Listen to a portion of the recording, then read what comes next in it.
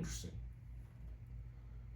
They're also sort of, we need to talk about, I don't know if this is a new trauma response or just always a thing or what, but there is a large and growing sector of humanity that seems to take a third epistemological response.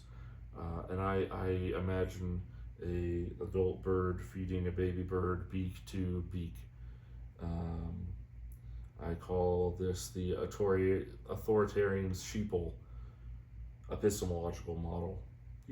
I don't need to explain it in more detail than that. You get it. So how then,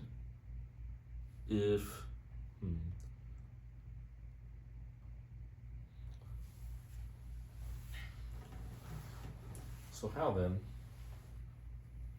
do we get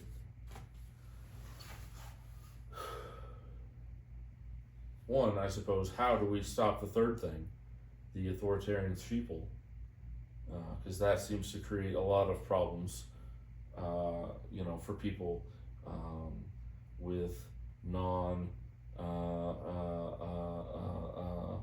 archetypical preferred identity or money, and even people, in both of those categories have problems. So there are problems with that approach.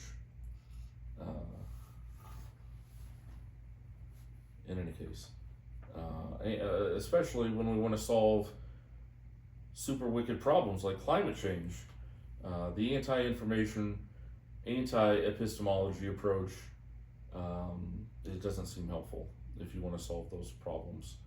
And neither particularly does the holistic approach.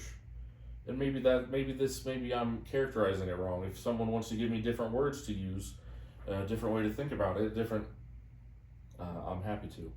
I don't have to blame holistic people or the holistic approach. That's just where this has led me.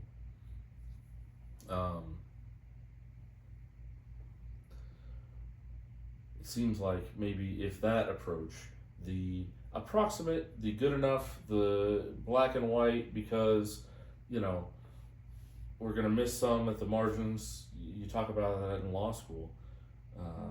When you have a black and white rule, it's over and under inclusive.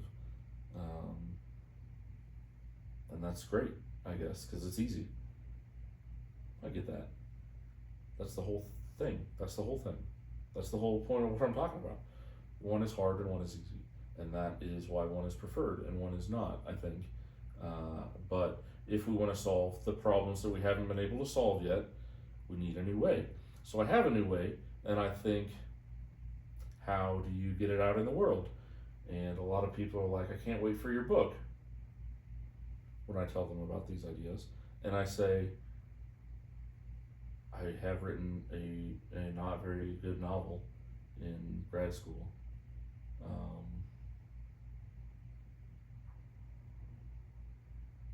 I could rewrite it, I thought, because it really is about autism, but I didn't know that 15 years ago. In any case, I have written that, so I know how hard it is for me to write a book. I can do it. It turns out that although that's what I went to grad school for, putting things in order, not these notes notwithstanding, sometimes you have to, sometimes it's easy, but usually it's hard to put words in order, and it requires a lot of effort for me, it turns out. And a YouTube video and art movement is easier. A. B. The medium is the message. This complicated performance art piece,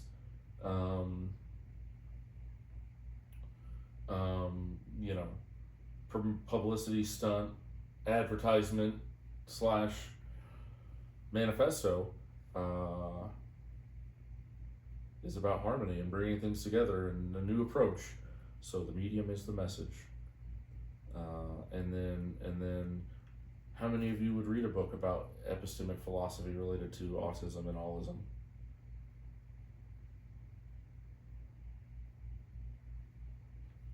I don't think that's the way to do this.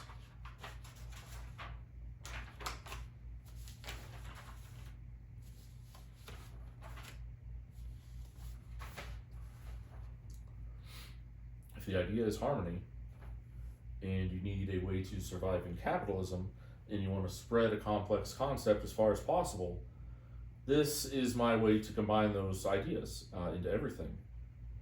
And so that's when I read the article about $1 billion painting, and I got an idea for a viral concept. We'll see.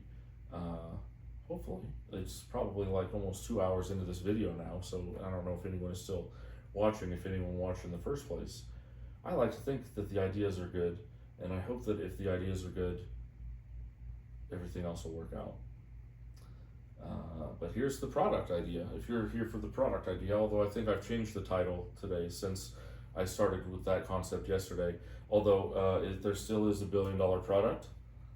It's still mentioned in the title, I think, as an idea, at least.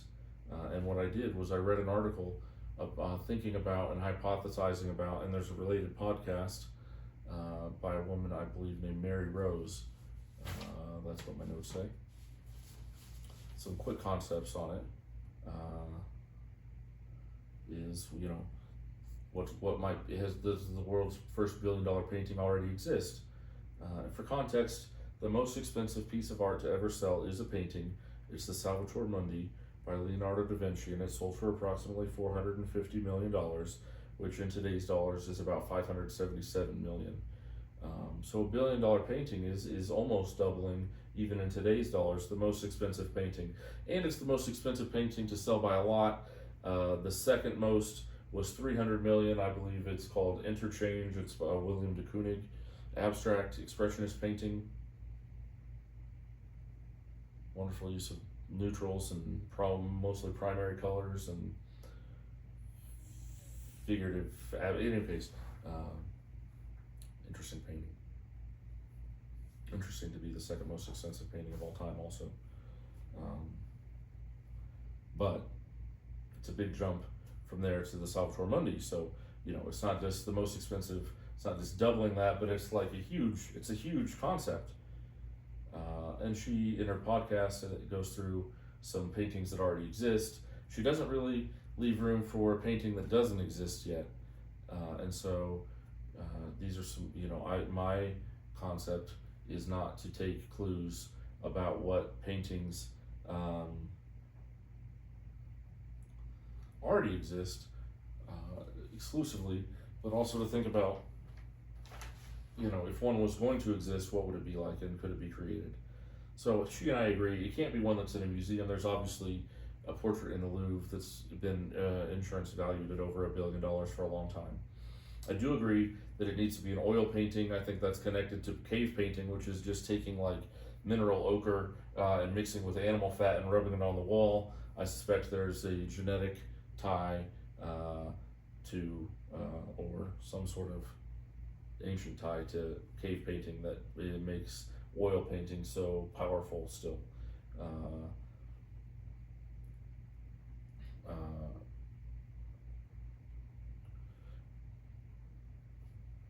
One is that it needs to be sort of a surprise out of nowhere, and I think what better than someone who's never even sold a painting, who's an outsider artist, who's been painting for 3 months. I started in May. I opened my first student oil paints in May. I probably have done acrylics. I took art in middle school and high school, and philosophy of art in college, and lots of various other epistemology related, stuff that contributes. In any case, and then a movement. So I thought, well, I'll have to create a new painting style. That seems easy. After I came up with the slash paintings to express an emotion, that's sort of a new vocabulary. So I have an idea of what it takes to develop that concept, and I have a great idea, which is this whole epistemology. And so, I could have like not just a style movement, but like a concept movement, and that could be cool. And identity, she talks about somewhat, and autism is a disability, I suppose, a social disability, disability in